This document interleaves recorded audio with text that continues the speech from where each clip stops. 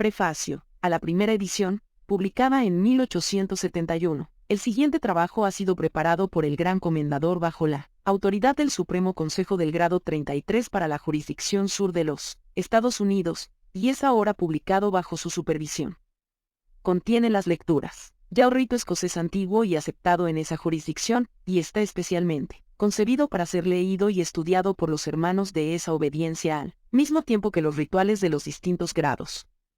Se espera y desea que cada uno se proveerá de una copia y se familiarizará con él, y para facilitar este propósito se ofrecerá a un precio tan moderado como sea posible, pues el coste de la obra consistirá únicamente en la impresión y en la encuadernación.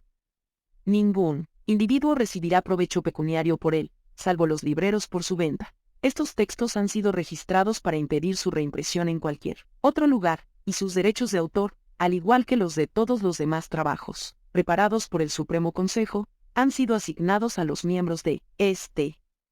Cualquier beneficio que se pueda obtener de este libro se dedicará a obras de caridad. Se dará la oportunidad de adquirirlo a los hermanos del REA en los Estados Unidos y Canadá. No está prohibido que masones de otros ritos lo obtengan, pero no se les requerirá. Al preparar este tratado, el Gran Comendador ha sido por igual autor y compilador, dado que ha extraído más de la mitad del contenido de escritos de los mejores autores así como de los más elocuentes filósofos y pensadores. Quizá hubiera resultado mejor y más aceptable si hubiese extractado más de esos eruditos y escrito el menos. Aún así, casi la mitad es propio del Gran Comendador, y al incorporar aquí los pensamientos y palabras de otros ha efectuado constantemente cambios en el lenguaje, interponiendo a menudo, en las mismas frases, sus propias palabras, con las de ellos. Al no tratarse de un libro concebido para un público mayoritario, se ha sentido en la libertad de hacer un compendio, a partir de todas las fuentes posibles, de la moral y dogma del rito, rehaciendo frases, cambiando y añadiendo palabras, combinándolas con las propias y empleándolas como si lo fuesen, usándolas a placer y así utilizándolas de la forma más válida para el propósito perseguido. El autor reclama, por tanto, poca parte del mérito de la autoría, y no se ha cuidado de distinguir su aportación propia de la que ha tomado de otras fuentes, persiguiéndose, a cambio, que cada parte del libro pueda ser contemplada como tomada de algún escritor antiguo de mayor calidad.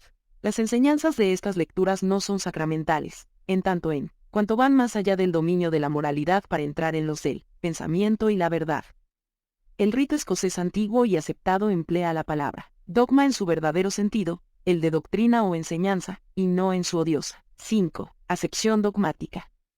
Cada uno es enteramente libre de rechazar o disentir de cualquier cosa aquí escrita que pueda parecerle incierta o falta de fundamento. Tan solo se pide al lector que sopese lo que se enseña, y lo escuche con buena fe y lo juzgue sin prejuicios. Desde luego, las antiguas especulaciones teosóficas y filosóficas no forman parte de las doctrinas del rito, pero es de interés y provecho conocer lo que el antiguo intelecto razonaba sobre estos aspectos. Y, al fin y al cabo, nada demuestra mejor la radical diferencia entre la naturaleza humana y la animal que la capacidad de la mente humana de alimentar tales especulaciones en cuanto al hombre mismo y la deidad. Pero respecto a estas mismas opiniones, podemos decir, en palabras del docto canonista Ludovico Gómez, opiniones si candem varietatem temporum senescantet intermoriantur, aliae que diversae vel prioribus contrariae renascantur et deinde pubescant 1. Los títulos de los grados aquí escritos han sido cambiados en algunas instancias. Los títulos correctos son los siguientes: 1 grado aprendiz, 2 grados compañero, 3 grados maestro, 4 grados maestro secreto, 5 grados maestro perfecto, 6 grados secretario íntimo, 7 grados preboste y juez, 8 grados intendente del edificio, 9 grados elegido de los 9, 10 grados elegido de los 15, 11 grados elegido de los 12, 12 grados maestro arquitecto, 13 grados real arco de Salomón, 14 grados elegido perfecto, 15 grados caballero de Oriente, 16 grados príncipe de Jerusalén, 17 grados caballero de Oriente y Occidente, 18 grados caballero Rosacruz, 19 grados o pontífice, 20 grados maestro de la logia simbólica, 21 grados onoaquita o caballero prusiano, 22 grados caballero de la Real H.O., príncipe del Líbano, 23 grados jefe del tabernáculo, 24 grados príncipe del tabernáculo, 25 grados caballero de la serpiente de bronce, 26 grados príncipe de Merced, 27 grados caballero comendador del Templo, 28 grados, Caballero del Sol o Príncipe. Adepto, 29 grados, Caballero Escocés de San Andrés. 30 grados, Caballero K2. 31 grados, Inspector Inquisidor. 32 grados, Maestro del Real Secreto. 1. Las creencias pueden envejecer, cambiar con el paso del tiempo y perecer, pero así pueden renacer, oponiéndose a las originales y alcanzar la madurez. 6. Y, aprendiz. La regla de 12 pulgadas y el mallete. La fuerza, no regulada o mal regulada, no solo se desperdicia en el vacío, como la pólvora quemada al aire libre o el vapor no confinado por la ciencia, sino que golpeando sin sentido y no encontrando sus explosiones más que el espacio abierto, provocan un retroceso perjudicial. Es destrucción y ruina. Es el volcán, el terremoto, el ciclón, no crecimiento y progreso. Es Polifemo ofuscado, dando palos de ciego y cayendo de cabeza entre las afiladas rocas por el ímpetu de su propio embate. La fuerza ciega del pueblo debe ser administrada y gobernada, al igual que la fuerza del vapor, que siendo capaz de mover las pesadas bielas de acero y de hacer girar las grandes ruedas, también puede ser usada para taladrar y estriar el cañón, así como para tejer el encaje más fino. Esa fuerza debe ser regulada por el intelecto. El intelecto es para el pueblo y la fuerza del pueblo lo que la aguja de la brújula es para el barco, su alma, siempre dirigiendo la gran masa de madera y acero y siempre señalando el norte. Para atacar las fortalezas construidas por doquier contra el ser humano por supersticiones, despotismos y prejuicios, la fuerza necesita tener un cerebro y una ley. Entonces, su esfuerzo y arrojo producen resultados perdurables y es verdadero progreso, produciéndose auténticas conquistas. El pensamiento es una fuerza, y la filosofía debería ser una energía, encontrando su objetivo y efecto en él. 7. Mejoramiento del género humano. Los dos grandes motores son la verdad y el amor. Cuando todas estas fuerzas se combinan guiadas por el intelecto y reguladas por la regla del derecho y la justicia, la gran revolución preparada, desde tiempo inmemorial se pone en marcha. El poder de la misma deidad está en equilibrio con su sabiduría. De aquí surge la armonía. Es debido a que la fuerza está mal gobernada por lo que las revoluciones experimentan fracasos. Por ello sucede tan a menudo que insurrecciones que se originan en las más altas cimas morales tales como la justicia, sabiduría, razón y derecho, formadas por la más pura nieve del ideal tras una larga caída de roca a roca, habiendo reflejado el cielo en su transparencia y siendo recogidas por un centenar de afluentes en el majestuoso sendero del triunfo, repentinamente se pierden en lodazales, como un río californiano en las arenas. La marcha adelante del género humano requiere que los altos ideales brillen con nobles y perdurables lecciones de coraje. Las proezas de una historia audaz y brillante constituyen una luz que guía al hombre. Ellas son las estrellas y chispas que surgen del gran mar de electricidad que es la fuerza inherente al pueblo. Esforzarse, afrontar todos los riesgos, perecer, perseverar, ser fiel a uno mismo, luchar cara a cara con el destino, sorprender a la derrota por el poco terror que inspira, sea para combatir un poder ilegítimo, sea para desafiar un triunfo espurio. Estos son los ejemplos que las naciones necesitan y la luz que las electrifica. Hay inmensas fuerzas en las grandes cavernas del mal que se hallan en las profundidades de la sociedad. Se encuentran en la más perversa degradación, suciedad, miseria e indigencia, en los vicios y crímenes que hieden, en la oscuridad de ese populacho que se encuentra debajo del pueblo en las grandes ciudades. Ahí el altruismo se desvanece y cada uno aúlla, busca y roe su propia fortuna. Este populacho tiene dos madres, ambas madrastras, la ignorancia y la miseria. Sus carencias y necesidades son su única guía, y solo reclaman satisfacción por sus apetitos animales. Pero incluso ellos pueden ser útiles. La más pobre arena que encontremos, apropiadamente horneada, fundida y purificada por el fuego puede convertirse en cristal resplandeciente. Ellos poseen la fuerza bruta del mazo, pero sus esfuerzos ayudan a la gran causa cuando siguen las líneas trazadas por la regla sostenida por la sabiduría y la inteligencia. Es sobre esta misma fuerza del pueblo, este poder de gigantes, sobre él, que se construye la fortaleza de los tiranos, encarnada en sus ejércitos. De ahí, la posibilidad de tiranías como aquellas de las que se dijo Roma huele peor bajo Vitelio que bajo Sila. Bajo Claudio y bajo Domiciano hay un defecto de base, debido a la fealdad de la tiranía. Lo nauseabundo de los esclavos es un resultado directo de la atroz vileza de la tiranía. Una miasma exhala de estas Conciencias serviles que reflejan el maestro. Las autoridades públicas no son 8. Limpias, los corazones se han venido abajo, las conciencias están encogidas, las almas son enclenques. Así era bajo Caracalla, así era bajo Cómodo, así era bajo Heliogábalo, mientras que tan solo desde el Senado romano, bajo el gobierno de César, fueron capaces de percibir el olor nauseabundo del nido del águila. Es la fuerza del pueblo la que sostiene todos estos despotismos, tanto el peor como el mejor. Esa fuerza actúa por medio de los ejércitos, y estos más a menudo esclavizan que liberan. El despotismo ahí aplica la regla. La fuerza es el mazo de acero que el caballero lleva con la armadura. La obediencia pasiva, ante la fuerza sostiene tronos y oligarquías, reyes españoles y senadores, venecianos. El poder, en cualquier ejército blandido por la tiranía, es una enorme suma de completa debilidad, y de esta forma la humanidad hace la guerra a la humanidad, y a pesar de la humanidad. Así, cuando un pueblo se somete voluntariamente al despotismo, sus obreros se someten para ser menospreciados y sus soldados para ser azotados. Por eso sucede que las batallas perdidas por una nación suponen con frecuencia un progreso añadido. Menos gloria es más libertad. Cuando el tambor calla, a veces la razón habla. Los tiranos usan la fuerza del pueblo para encadenar, sojuzgar y uncir al pueblo como reses.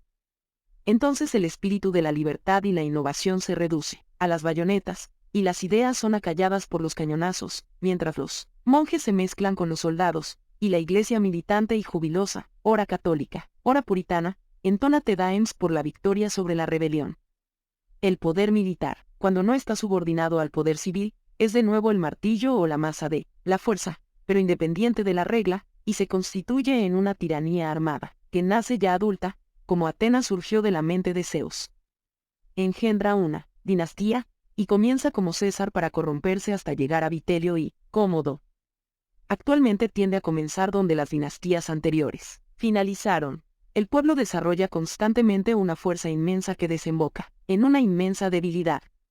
La fuerza del pueblo se agota al prolongar indefinidamente situaciones muertas hace ya largo tiempo, al gobernar a la humanidad manteniendo embalsamadas viejas tiranías de fe, restaurando dogmas ruinosos, rehabilitando sepulcros ya devorados por los gusanos, blanqueando y dando lustre a antiguas supersticiones estériles, redimiendo a la sociedad a base de multiplicar sus parásitos, perpetuando instituciones obsoletas, estimulando la adoración de símbolos como medio real de salvación, y atando el cadáver muerto del pasado, boca con boca, al presente vivo.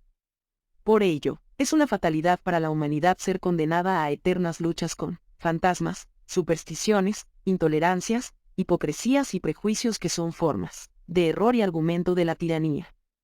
Los despotismos del pasado se convierten en respetables, al igual que la montaña erizada de roca volcánica, áspera y horrible, vista a través de la neblina de la distancia es azul, suave y hermosa. La vista de una mazmorra sirve más para disipar ilusiones, crear un odio sagrado al despotismo y dirigir la fuerza en su sentido correcto que los más elocuentes. 9. Textos. Los franceses han conservado la Bastilla como lección perpetua. Italia no, debería destruir las mazmorras de la Inquisición. La fuerza del pueblo apuntaló, el poder que construyó esas celdas sombrías y situó a los vivos en esos sepulcros de granito. La fuerza del pueblo no puede, por su acción irregular e incontenida, mantener y perpetuar la existencia de un gobierno libre una vez creado. Esta fuerza debe ser limitada, acotada y transmitida a través de diferentes canales, y, a través de rodeos, recovecos y puntos de salida es dosificada como ley, acción y decisión del Estado, al igual que los antiguos reyes egipcios distribuyeron en diferentes canales, por subdivisión, las aguas crecientes del Nilo, y las emplearon para fertilizar y no para devastar la tierra. Ahí debe haber Juset, norma, la ley y regla o indicador de constitución y ley, dentro de la cual la fuerza pública debe actuar. Haz una grieta en cualquiera de las dos y el gran martillo de vapor, con sus mazazos rápidos y poderosos, destrozará toda la maquinaria en añicos y finalmente, desgarrándose, yacerá inerte en medio de la ruina ocasionada. La fuerza del pueblo o la voluntad popular, puesta en acción, simbolizada por el mazo, regulada y guiada para actuar dentro de los límites de la ley y el orden simbolizados por la regla de 24 pulgadas tiene como frutos la libertad, la igualdad y la fraternidad. libertad regulada por la ley, igualdad de derechos ante el ojo de la ley y hermandad con sus deberes y obligaciones así como sus beneficios. Pronto escucharéis hablar de la piedra bruta y la piedra cúbica como joyas de la logia. La piedra bruta se define como una piedra tal y como sale de la cantera, en su estado vasto y natural. La piedra cúbica se define como una piedra preparada por las manos de un obrero y modificada por las herramientas del compañero. No repetiremos la explicación de estos símbolos aportados por el rito de York, que pueden leerse en sus manuales impresos. Esos símbolos aluden a la mejora personal del masón, pero también pueden interpretarse de la siguiente manera: la piedra bruta es el pueblo, como una masa ruda y desorganizada. La piedra cúbica, símbolo de perfección, es el Estado, los gobernantes cuyo poder deriva del consentimiento de los gobernados, la Constitución y las leyes expresando la voluntad del pueblo, el gobierno armonioso, simétrico, eficiente, con sus poderes apropiadamente distribuidos y debidamente ajustados en equilibrio. Si dibujamos un cubo en una superficie plana, tenemos visibles 3 caras y 9 líneas externas, trazadas entre 7 puntos. El cubo completo tiene 3 caras más, haciendo 6, 3 líneas más, haciendo 12, y un punto más, haciendo 8. El número 12 incluye los números sagrados 3, 5, 7, y 3 veces 3, o 9, y es producido añadiendo el número sagrado 3 al 9. Igualmente posee 2 figuras, 10, 1, 2, la unidad o mónada y la dualidad, que sumadas hacen el mismo número, sagrado 3. Por todo ello se le denominaba número perfecto, y el cubo se convirtió en símbolo de perfección, producida por la fuerza, actuando según la regla, batida según las líneas, medidas y calibradas a partir de la piedra bruta. La piedra cúbica es un símbolo apropiado de la fuerza del pueblo, expresada como constitución y ley del Estado, y las 3 caras visibles representan los 3 poderes del mismo Estado: el ejecutivo, que ejecuta las leyes; el legislativo, que las hace; y el judicial, que las interpreta, aplica y refuerza, entre hombre y hombre o entre el Estado y los ciudadanos. Las 3 caras invisibles son la libertad, igualdad y fraternidad, la triple alma del Estado, su vitalidad, espíritu y razón. Aunque la masonería no pretende usurpar el lugar de la religión ni intenta imitarla, la oración es una parte esencial de nuestras ceremonias. Es el anhelo del alma hacia la absoluta e infinita inteligencia, que es la deidad única y suprema, a la que nos referimos de forma pobre y confusa como gran arquitecto del universo. Ciertas facultades del hombre se dirigen hacia lo desconocido, tales como el pensamiento, la meditación o la oración. Lo desconocido es un océano cuya brújula es la conciencia. El pensamiento, la meditación y la oración son los grandes y misteriosos puntos cardinales a los que señala la brújula. Se trata de un magnetismo espiritual que conecta el alma humana con la deidad. Estas irradiaciones majestáticas del alma atraviesan la sombra buscando la luz. Es una burla sin fundamento decir que orar es absurdo, ya que no podemos, a través de ello, persuadir a Dios de que cambie sus planes. Él causa efectos preconocidos y preintencionados a través de ese instrumento que son las fuerzas de la naturaleza, todas las cuales son sus fuerzas. Nosotros mismos somos parte de ellas. Nuestra propia determinación y voluntad son fuerzas. Nosotros no cesamos absurdamente de hacer esfuerzos para alcanzar la riqueza o la felicidad, para prolongar la vida o continuar sanos, tan solo porque no podemos cambiar con esfuerzos lo que está predestinado. Sí, el esfuerzo también está predestinado, no por ello es menos nuestro esfuerzo, hecho de nuestra voluntad. Igualmente, rezamos. La voluntad es una fuerza. El pensamiento es una fuerza. La oración es una fuerza.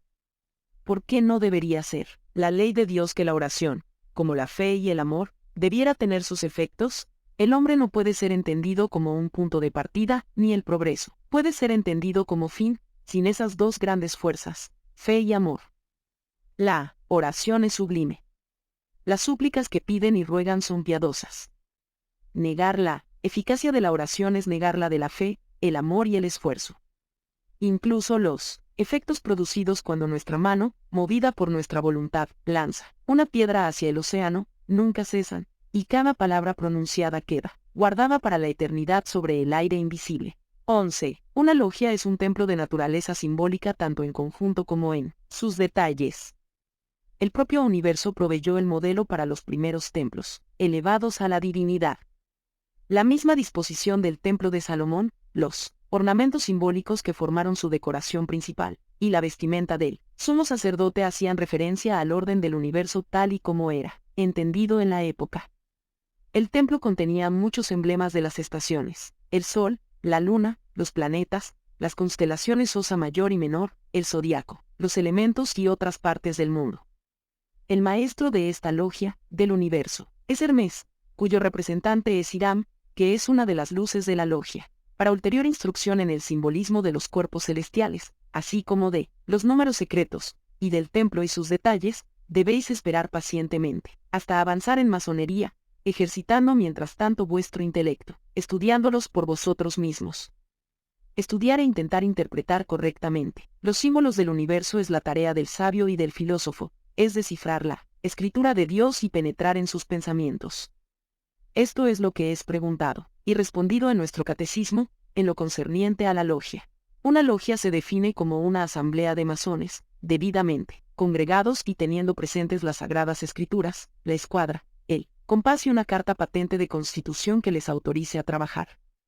La habitación o lugar donde se reúnen, que representa una parte del templo del rey Salomón, también es denominada logia, y es a lo que nos referimos ahora. La logia es sostenida por tres grandes columnas, sabiduría, fuerza y belleza, representadas por el venerable maestro, el primer vigilante y el segundo vigilante, y se dice que son las columnas que soportan la logia porque la sabiduría, fuerza y belleza son las perfecciones de todo, y nada puede perdurar sin ellas.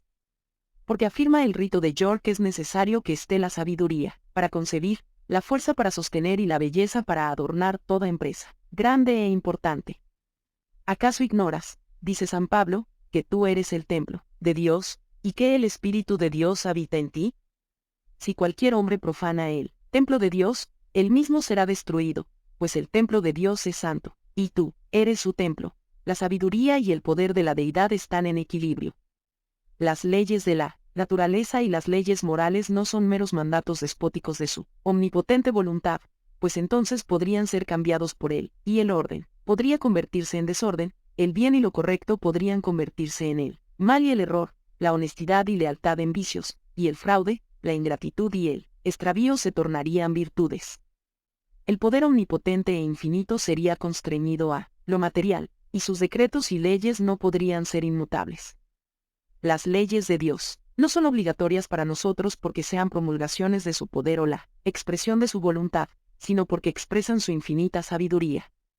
No son correctas porque sean sus leyes, sino que son sus leyes porque son correctas. Del equilibrio de la infinita sabiduría y la infinita fuerza resulta la perfecta 12. Armonía, tanto en el universo físico como en el moral. La sabiduría, el poder y la armonía constituyen una tríada masónica. Tienen otros significados profundos, que serán a su debido tiempo desvelados. A la explicación habitual se puede añadir que la sabiduría del arquitecto se manifiesta combinando, como solo un habilidoso arquitecto puede hacer, y, como Dios ha hecho por todas partes, por ejemplo, en el árbol, el ser humano, el huevo o las celdas del panal y la fuerza con la gracia, belleza, simetría, proporción, ligereza y ornamentación. Eso también es la perfección del orador y el poeta, combinar fuerza y energía con gracia y estilo, cadencia musical, belleza, de figuras, el juego de la imaginación y la fantasía. Y así, en un estado, la fuerza industrial y bélica del pueblo, así como su fuerza titánica, deben ser combinadas con la belleza de las artes, las ciencias y el intelecto para que el Estado alcance las cimas de la excelencia y el pueblo sea realmente libre. La armonía en esto, como en todo lo divino, lo material y lo humano es el resultado del equilibrio, de la compensación y acción opuesta de contrarios, siendo una sabiduría por encima de ellos la que sostiene el fiel de la balanza. Conciliar la ley moral, la responsabilidad humana, el libre albedrío con la omnipotencia de Dios, y conciliar la existencia del mal con su absoluta sabiduría, bondad y piedad, estos son los grandes enigmas de la Esfinge. Entrasteis a la logia entre dos columnas. Representan a las dos que se encontraban en la antesala del templo, a cada lado de la gran entrada oriental. Estos pilares de bronce, de 4 dedos de grosor, tenían, según se relata en el primer y segundo libro de los Reyes, y también en Jeremías, 18 codos de alto. El hueco de cada una era de 4 codos de diámetro. Un codo es 1707 pies. Esto significa que el hueco de cada columna era de poco más que 30 pies y 8 pulgadas de altura, el capitel de poco más de 8 pies y 6 pulgadas de altura y el diámetro del hueco de 6 pies y 10 pulgadas. Los capiteles estaban ornamentados con granadas de bronce cubiertas de cadenas y coronas de bronce, y parecen haber imitado la forma de las vainas de semillas, de la flor de loto o de la azucena egipcia, símbolos sagrados para los hindúes y los egipcios. El pilar o columna de la derecha, o hacia el sur, se llamaba, según la traducción del hebreo a nuestra Biblia, Yaquín, y la de la izquierda Boaz. Los traductores afirman que la primera palabra significa el establecerá y la segunda en su fuerza. Estas columnas eran imitaciones llevadas a cabo por Hiram, el artesano de Tiro, de las 2 columnas consagradas al viento y al fuego en la entrada del famoso templo de Melkart, en la ciudad de Tiro. Es costumbre en las logias del rito de York ver un globo celestial sobre una columna y un globo terrestre sobre la otra, pero no está garantizado que imiten fielmente a las 2 columnas originales del templo. De momento no entraremos en el contenido simbólico de estas columnas, diciendo tan solo que los aprendices guardan sus herramientas dentro de la columna Yaquín y dando una explicación etimológica de los 2 nombres. 13. La palabra Yaquín, en hebreo, probablemente se pronunciaba ya, Keyen, y como tiempo verbal significaba el que fortalece, y consecuentemente, firme, estable, enhiesto. La palabra Boaz es, Baaz, significa fuerte, fuerza, poder, refugio, fuente de fuerza, una fortaleza. El prefijo significa conoen, y da a la palabra el sentido del gerundio latino, proborando fortaleciendo. La primera palabra, Yaquín, también significa el establecerá, plantará en posición erecta, del verbo, kn, él permaneció erecto. Probablemente significaba fuerza o energía activa y vivificadora, y Boaz, estabilidad, permanencia, en el sentido pasivo. Las dimensiones de la logia, según dicen nuestros hermanos del rito de York, son ilimitadas, y su techo no menor que el dosel del cielo. A este dosel, afirman, y la mente del masón está continuamente dirigida, y a él aspira a llegar. Finalmente, con la ayuda de la escalera teológica que Jacob vio en su visión y que ascendía de la tierra al cielo, cuyas 3 vueltas principales se denominaban fe, esperanza y caridad, y que nos insta a tener fe en Dios, esperanza en la inmortalidad y caridad con toda la humanidad. Igualmente una escalera, a veces con 9 vueltas, es vista sobre el carro, descansando su base en la tierra y hallándose su final en las nubes, con las estrellas brillando sobre ella, y esto se considera que representa la escalera mística que Jacob vio en su sueño, levantada sobre la tierra y con la parte más alta alcanzando el cielo, con los ángeles de Dios ascendiendo y descendiendo por ella. El añadido de las 3 vueltas principales para el simbolismo es totalmente contemporáneo e innecesario. Los antiguos contaban 7 planetas, a saber, la Luna, Mercurio, Venus, el Sol, Marte, Júpiter y Saturno. Había 7 cielos y 7 esferas, correspondientes a estos planetas. En todos los monumentos mitraicos hay 7 altares o piras consagrados a los 7 planetas, como eran 7 los brazos del candelabro dorado en el templo. Que estos brazos representan a los planetas, queda corroborado por Clemente de Alejandría, en su Estromata, así como por Filón de Alejandría.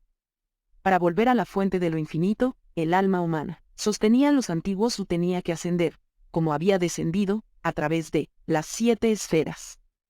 La escalera por la que se vuelve a ascender tiene, según Marsilio Uficino en su comentario de la Eneada de Plotino, 7 grados o escalones, y en los misterios mitraicos llevados a cabo en Roma bajo los Césares, la escalera, con sus 7 vueltas, era un símbolo que hacía referencia a este ascenso a través de las esferas de los 7 planetas. Jacob vio los espíritus de Dios ascendiendo y descendiendo por ella y sobre la misma deidad. Los misterios mitraicos se celebraban en cuevas donde las puertas se situaban en los 4 puntos del zodiaco de los equinoccios y solsticios, y también eran representadas las 7 esferas planetarias que las almas necesitaban atravesar, al descender desde el cielo de las estrellas fijas a los elementos que envuelven la Tierra, y se marcaban 7 puertas, una por cada planeta, a través de las cuales pasaban al descender en su retorno. Sabemos esto por Celso, que afirma, 14, que las imágenes simbólicas de este paso entre las estrellas, usado en los misterios mitraicos, conformaban una escalera que se alzaba desde la tierra al cielo, dividido en 7 pasos o estadios, para cada uno de los cuales había una puerta, y en la cima una octava, la de las estrellas fijas.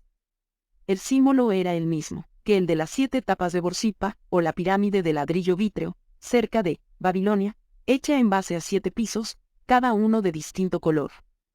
En las ceremonias mitraicas, el candidato atravesaba 7 fases de iniciación, soportando pruebas temibles simbolizadas por la escalera de 7 vueltas o peldaños. Percibimos la logia, sus detalles y ornamentos, a través de sus luces.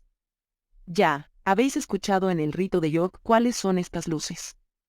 La Santa Biblia, la escuadra y el compás no son solo las grandes luces de la masonería, sino que son también denominados los muebles de la logia y, como habéis visto, no hay logia si no están ellos presentes. Esto se ha empleado a veces como pretexto para excluir a los judíos de nuestras logias, pues no consideran el Nuevo Testamento como libro sagrado. La Biblia es un elemento indispensable en una logia cristiana tan solo porque es el libro sagrado de la religión cristiana. El Pentateuco hebreo en una logia hebrea y el Corán en una logia mahometana deben estar en el altar, y un ejemplar de ellos, así como la escuadra y el compás, debidamente entendidos, son las grandes luces que deben guiar el camino y el trabajo del masón. El juramento del candidato debe ser tomado siempre sobre el libro sagrado de su religión, que estará revestida para el de solemnidad y compromiso. Y por eso habéis sido preguntados acerca de qué religión practicabais. Y ahí se detiene nuestro interés por conocer vuestro credo religioso. La escuadra es un ángulo recto formado por 2 líneas rectas. Se adapta únicamente a una superficie plana y pertenece al campo de la geometría, la medida de la tierra, y de la trigonometría, que trata con planos y con la tierra, que los antiguos concebían plana. El compás describe círculos, y tiene que ver con la trigonometría esférica, la ciencia de las esferas y los cielos. La primera es emblema de lo que concierne a lo físico y terrenal, el segundo de lo que atañe a lo celestial y espiritual. Aún así el compás se emplea también en trigonometría plana, como por ejemplo para erigir perpendiculares, y por lo tanto se os recuerda que aunque en este grado las 2 puntas del compás se hallan bajo la escuadra y que ahora estáis tratando únicamente con el significado político y moral de los símbolos, ello no obsta para tener en cuenta que lo divino se confunde con lo humano, y hay algo de espiritual en las tareas más comunes de la vida. Las naciones no son únicamente un cuerpo político, sino también un alma política, y hay de aquel pueblo que, buscando únicamente lo material, olvide que también tiene un alma. Entonces tenemos una raza petrificada en el dogma de que no existe el alma y acepta la existencia únicamente de la memoria y el instinto, perdiéndose su moral por el afán de lucro. Tal naturaleza no puede guiar nunca la civilización. Arrodillarse ante el ídolo o el dólar atrofia el 15, músculo que camina y la voluntad que mueve. Entregarse a la indiferencia o al espíritu mercantilista merma el esplendor del pueblo, disminuyendo sus expectativas a base de disminuir su propio nivel, y lo despoja de la comprensión del fin universal, humana al mismo tiempo que divina, que convierte a una nación en misionera. Un pueblo libre, que olvide que tiene un alma propia por cuidar, dedica todas sus energías al avance material. Si hace la guerra, es para preservar sus intereses comerciales. Los ciudadanos siguen el ejemplo del Estado y contemplan la riqueza, la pompa y el lujo como los grandes dones de la vida. Una nación así crea riqueza rápidamente, pero la distribuye mal. Se provocan de esta forma los 2 extremos, la monstruosa riqueza y la monstruosa miseria. Todo el disfrute en manos de unos pocos y todas las privaciones para el resto, o, lo que es lo mismo, para el pueblo. Privilegios, prebendas, monopolios y feudalismo erigido sobre el mismo trabajo, una situación peligrosa y engañosa, que, haciendo del trabajo un cíclope ciego y encadenado en la mina, en la forja, en el taller, en el telar, en el campo, sobre humos venenosos en celdas infectas y fábricas insalubres, asienta el poder público sobre la miseria privada y erige la grandeza del Estado sobre el sufrimiento del individuo. Es una grandeza mal concebida en la que se combinan elementos materiales dejando al margen los elementos morales. Aunque el pueblo, como una estrella, ejerza el derecho a eclipsarse, la luz debe volver a él. El eclipse no debe desvirtuarse y convertirse en noche perpetua. Las 3 luces menores o sublimes, habéis escuchado, son el sol, la luna y el venerable maestro de la logia, y ya habéis escuchado lo que nuestros hermanos del rito de York dicen al respecto y por qué sostienen que son las luces de la logia. pero el sol y la luna en modo alguno iluminan la logia, a no ser que sea simbólicamente, en cuyo caso las luces no son el sol y la luna, sino aquello que representan. Y el rito de York no dice qué es lo que representan. Tampoco la luna en ningún sentido gobierna la noche con regularidad. El sol es el antiguo símbolo de la deidad como poder creador y dador de vida. Para los antiguos la luz era la causa de la vida, y Dios era la fuente de la que emanaba toda luz. La esencia de la luz, el fuego invisible, desarrollado como llama, se manifestaba como luz y esplendor. El sol era su manifestación e imagen visible, y en Saba, adorando la luz Dios, parecía que adoraban al sol, porque en él veían la manifestación de la deidad. La luna era el símbolo de la capacidad pasiva de la naturaleza para producir, lo femenino, cuyo poder y energía dadores de vida eran lo masculino. Era el símbolo de Isis, Astarte y Artemisa o Diana. El dador de vida era la deidad suprema, que se elevaba sobre ambos y se manifestaba a través de ambos. Zeus, el hijo de Saturno, se convirtió en rey de los dioses.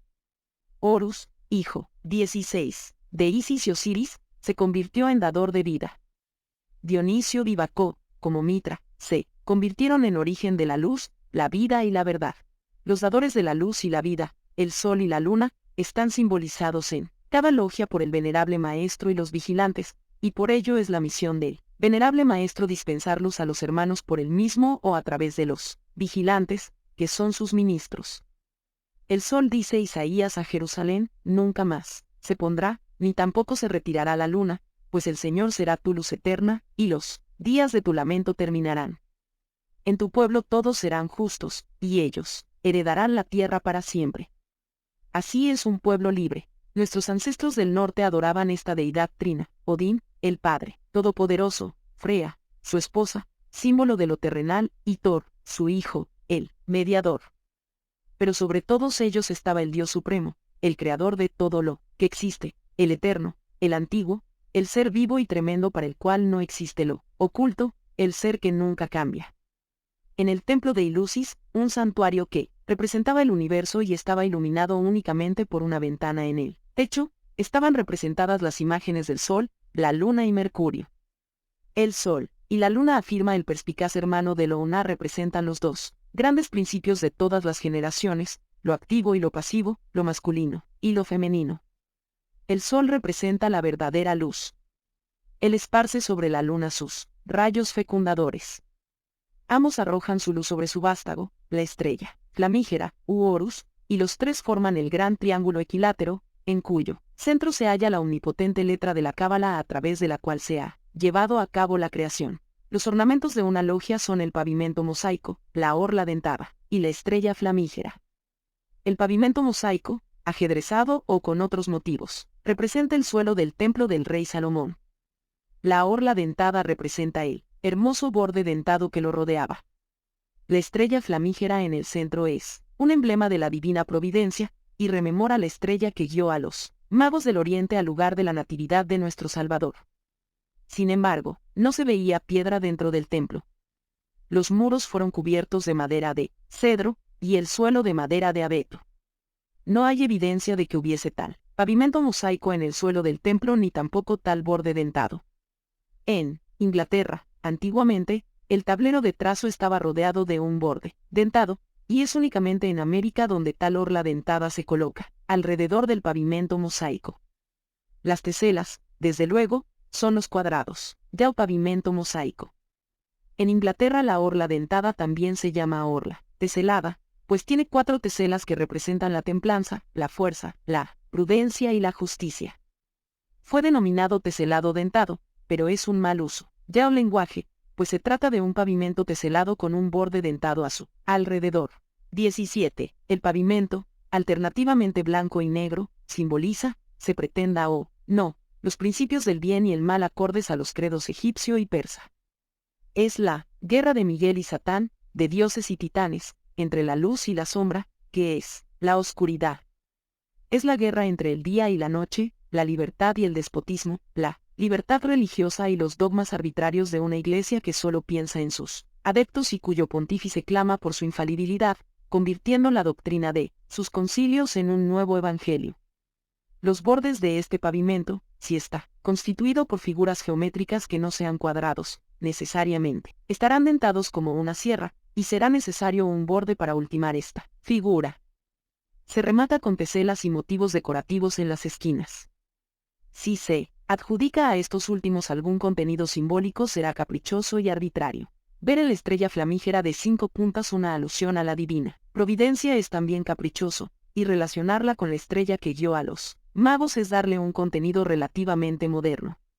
Originalmente, representaba a Sirius, o la estrella perro, precursora de la inundación del Nilo, así como del dios Anubis, compañero de Isis en su búsqueda del cuerpo de Osiris, hermano y esposo de ambos.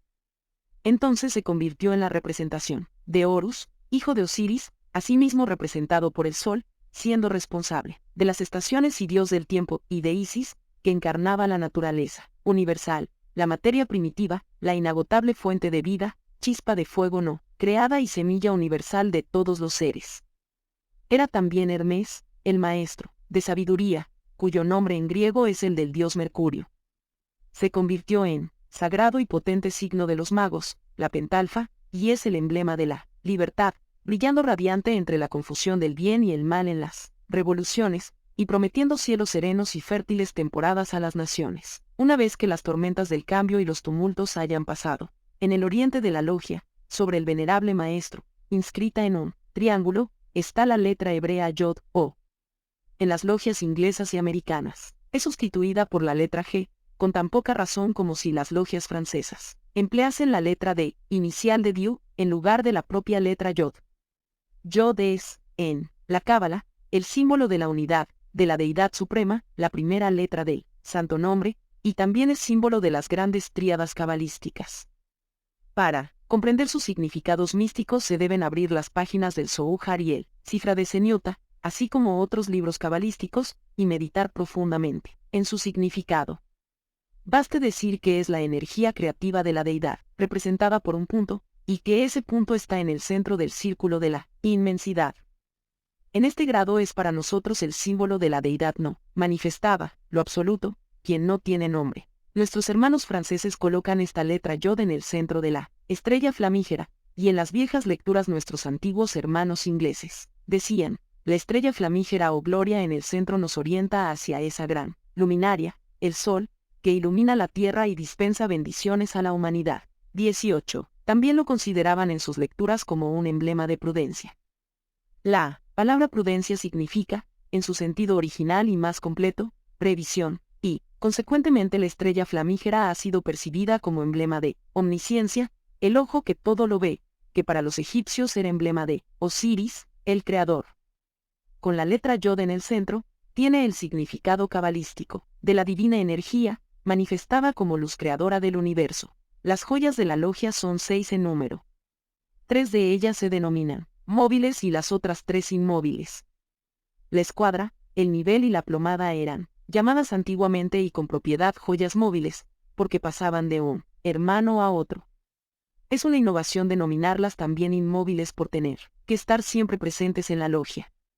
Las joyas inmóviles son la piedra bruta, la piedra cúbica o en algunos rituales el doble cubo, y el tablero de trazo o tablero de caballete. Sobre estas joyas nuestros hermanos del rito de York afirman, la escuadra inculca la moralidad, el nivel, la igualdad, y la plomada, la rectitud de conducta. La explicación referente a las joyas inmóviles puede leerse en sus manuales. Nuestros hermanos del rito de York sostienen que en toda logia bien gobernada hay representado un punto dentro de un círculo. El punto representa al hermano individual, el círculo, la línea limitadora de su conducta, que nunca estará dispuesto a traspasar permitiendo que sus prejuicios o pasiones le traicionen. Esto no es interpretar los símbolos de la masonería. Algunos opinan, acercándose a la interpretación, que el punto dentro del círculo representa a Dios en el centro del universo. Es un signo egipcio habitual para el sol y Osiris, y aún hoy en día se emplea como signo astronómico de la gran luminaria. En la Cábala el punto es Yod, la energía creativa de Dios, irradiando con luz el espacio circular que Dios, la luz universal, dejó vacío para crear los mundos al retirar su substancia de luz de todas partes excepto de un punto. Nuestros hermanos añaden que el círculo está flanqueado por 2 líneas perpendiculares, y paralelas que representan a San Juan Bautista y San Juan Evangelista, y por encima se encuentran las Sagradas Escrituras. Yendo alrededor de este círculo, dicen, necesariamente tocamos estas dos líneas así como las Sagradas Escrituras, y mientras un masón se mantiene circunscrito dentro de sus preceptos es materialmente imposible que yerre. Sería una pérdida de tiempo abundar en esto. Algunos escritores han imaginado que las líneas paralelas representan los trópicos de Cáncer y Capricornio, que el sol roza en los solsticios de verano e invierno. Pero los trópicos no son líneas perpendiculares, y la idea es meramente caprichosa. Si las líneas paralelas pertenecían ya al antiguo símbolo tendrían algún sentido, más recóndito y fructífero. Probablemente tenían el mismo significado que las dos columnas Yaquim y Boaz, significado que no es para aprendices y, en cualquier caso, puede encontrarse en la Cábala. La justicia y la piedad de Dios, 19, se encuentran en equilibrio, y el resultado es la armonía, pues una sabiduría perfecta y única impera sobre ambas. Las Sagradas Escrituras son un añadido totalmente moderno al símbolo, como las esferas terrestre y celestial a las columnas del pórtico. De esta forma el antiguo símbolo ha sido desnaturalizado con añadidos innecesarios, como el de Isis llorando sobre la columna partida que contiene los restos de Osiris en Bibles. La masonería tiene su decálogo, que es ley para sus iniciados. Estos son sus 10 mandamientos, y Dios es la sabiduría eterna, omnipotente, inmutable, así como la inteligencia suprema y amor inagotable. Le adorarás, reverenciarás y amarás. Le honrarás, practicando las virtudes. 2. Tu religión será hacer el bien por amor al bien, no solo porque es un deber. Si te convirtieses en amigo de un hombre sabio, obedecerás sus preceptos. Tu alma es inmortal. No harás nada para degradarla. 3. Siempre harás la guerra a los vicios. No harás a los demás lo que no quieras que te hagan a ti. Aceptarás tu suerte con humildad y mantendrás viva la luz de la sabiduría. 4. Honrarás a tus padres. Respetarás a los ancianos, enseñarás a los jóvenes, protegerás y defenderás a los niños y la inocencia. Amarás a tu esposa y a tus hijos. Amarás a tu patria y obedecerás sus leyes. Tu amigo será para ti un segundo ser. La desgracia no le alejará de ti, y harás por su memoria lo mismo que harías por él si viviese. 7. Evitarás y huirás de los falsos amigos. Evitarás cualquier exceso. Temerás causar una mancha en tu memoria. 8. No permitirás a las pasiones adueñarse de ti. Harás de las pasiones de otros sabias lecciones para ti mismo. Serás indulgente con el error. 9. Oirás mucho y hablarás poco. Actuarás correctamente. Olvidarás las ofensas. Transformarás el mal en bien. No abusarás de tu fuerza o de tu superioridad. Estudiarás para conocer a los hombres, pues de este modo puedes aprender a conocerte a ti mismo. Buscarás la virtud, serás justo y evitarás la holgazanería. 20. Pero el gran mandamiento de la masonería es este: un nuevo mandamiento os doy, que os améis los unos a los otros. El que está en la luz, pero odia a su hermano, permanece todavía en la oscuridad. Estos son los deberes morales del masón.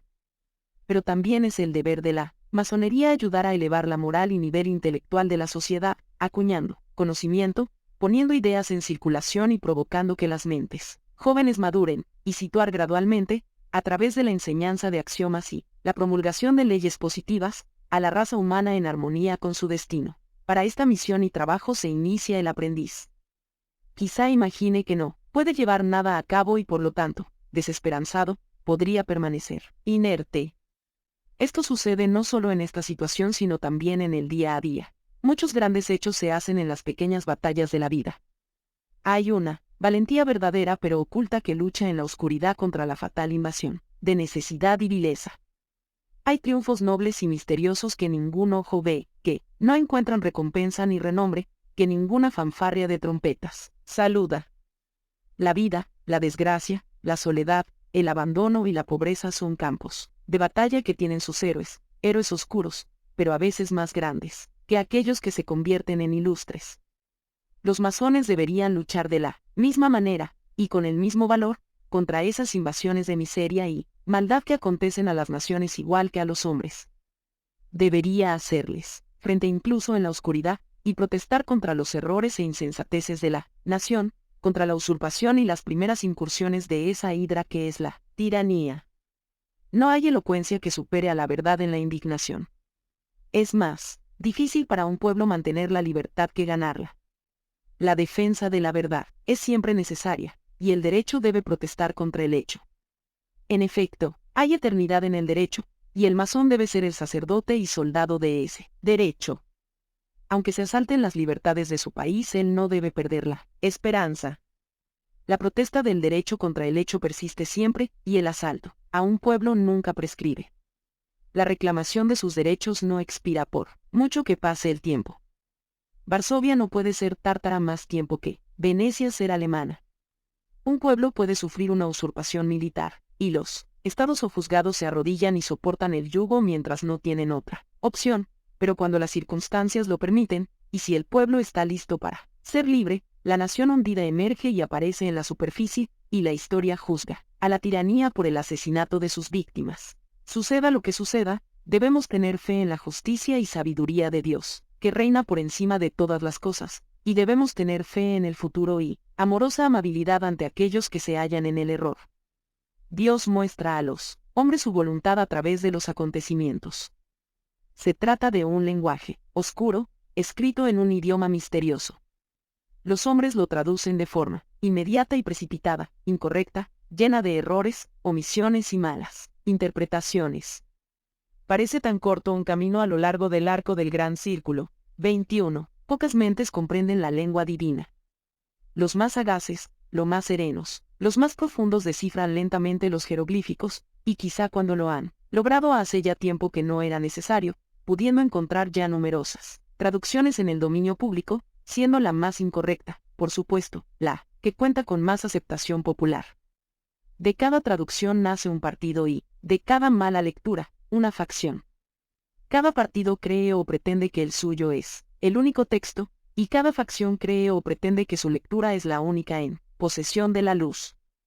Más aún, los fanáticos son hombres ciegos que apuntan directamente los errores, son excelentes proyectiles y aciertan con la habilidad y la violencia que provocan los falsos razonamientos donde quiera que, en aquellos que defienden el derecho, la carencia de lógica, como un defecto en la armadura, les haga vulnerables. Por lo tanto, a menudo estaremos en un breteal, combatir el error ante el pueblo. Anteo resistió a Hércules mucho tiempo, y las cabezas de la hidra crecían tan rápido como eran cortadas. Es absurdo decir que el error, herido, se retuerce de dolor y muere en medio de sus adoradores. La verdad se conquista lentamente, y hay una asombrosa vitalidad en el error. La verdad, desde luego, discurre sobre las cabezas de las masas, y si un error cae al suelo por un instante, se levanta enseguida tan vigoroso como siempre. No morirá mientras los cerebros estén ausentes y los errores más estúpidos e irracionales sean los de más larga vida. Aún así, la masonería, que es moralidad y filosofía, no debe cesar en su labor. No sabemos cuándo el éxito recompensará nuestros esfuerzos, generalmente en el momento más inesperado, o qué efecto podemos esperar de nuestro afán. Exitosa o no, la masonería no debe doblegarse ante el error o sucumbir ante el desaliento. Hubo, en Roma, algunos soldados cartagineses hechos prisioneros pero que se negaron a inclinarse ante Flaminio, y contaron con la magnanimidad de Aníbal. Los masones deberían poseer la misma grandeza de espíritu. La masonería debería ser una energía, encontrando su objetivo y efecto en la mejora de la humanidad. Sócrates debería entrar en Adán y producir Marco Aurelio, o en otras palabras, extraer del hombre de placeres el hombre de sabiduría. La masonería no debería ser únicamente una atalaya construida sobre el misterio y sobre la que observar el mundo con el único resultado de ser una curiosidad para inquietos. Llevar la copa del pensamiento llena a los labios sedientos de los hombres, llevar a todos las verdaderas ideas de la deidad, armonizar ciencia y conciencia es la misión de la filosofía. La moralidad es la fe florecida. La contemplación debería llevar a la acción, y lo abstracto convertirse en práctico. El ideal debería convertirse en aire, comida y bebida para la mente humana. La sabiduría es una comunión sagrada, y es únicamente bajo esa condición que la sabiduría deja de ser un amor estéril a la ciencia y se convierte en el único y supremo método por el cual se puede unir a la humanidad y llevarla a la acción conjunta. Entonces la filosofía se convierte en religión. Y la masonería, como la historia y la filosofía, tiene misiones eternas. Eternas, y al mismo tiempo, sencillas: oponerse a Caifás como obispo, a Draco como juez, a Trimalción como legislador y a Tiberio como emperador. Estos son los símbolos de la tiranía que degrada y aplasta, y de la corrupción que profana e infesta. En los 22 trabajos publicados para uso de la orden se nos dice que los tres grandes principios de la profesión masónica son amor fraternal, ayuda y verdad. Y es cierto que el afecto fraternal y la amabilidad deberían regir todas nuestras relaciones con nuestros hermanos, y una filantropía generosa y liberal guiarnos, con respecto a todos los hombres. Ayudar a los afligidos es particularmente la tarea de los masones. Una labor sagrada que no puede omitirse, descuidarse o llevarse a cabo de forma fría e ineficiente. Es muy cierto que la verdad es un atributo divino y el cimiento de cualquier virtud. Ser honesto y buscar, encontrar y aprender la verdad son los grandes objetivos de todo buen masón. Al igual que los antiguos, la masonería considera la templanza, fortaleza, prudencia y justicia como las 4 virtudes cardinales, y son tan necesarias a las naciones como a los individuos. Para ser libre e independiente, el pueblo debe poseer sagacidad, cautela, previsión y una cuidadosa circunspección, valores todos que están incluidos en la palabra prudencia. Debe ser mesurado, al afirmar sus derechos, en sus órganos de gobierno y frugal en sus gastos. Debe ser osado, valiente, arrojado, paciente ante la adversidad, firme ante los desastres, poseer esperanza entre las calamidades, como Roma cuando puso en venta el solar sobre el que acampaba Aníbal. Ni Cannes ni Farsalia ni Pavía, ni Agincourt ni Waterloo deben descorazonar a la nación. Permitid a su senado que ocupe sus asientos hasta que los galos les agarren de la barba. La nación debe, sobre todas las cosas, ser justa, no inclinándose hacia los poderosos ni oprimiendo a los débiles. Debe actuar según la escuadra con todas las naciones, y las tribus más débiles, siempre manteniendo su fe y la honestidad de sus leyes, y actuando con honradez en todos sus acuerdos. Cuando quiera que tal república exista, será inmortal, pues la imprudencia, la injusticia, la intemperancia y el lujo en la prosperidad, así como el desánimo ante la adversidad, son las causas de la caída y ruina de las naciones. 23. 2. Compañero, en el Antiguo Oriente, toda religión era más o menos un misterio y no había separación entre religión y filosofía. La teología popular, que tomaba la multitud de alegorías y símbolos como entidades reales, degeneró en una adoración de deidades imaginarias con sentimientos humanos, pasiones, apetitos y lujurias, y en una adoración de ídolos, piedras, animales y reptiles. La cebolla era sagrada para los egipcios porque sus distintas capas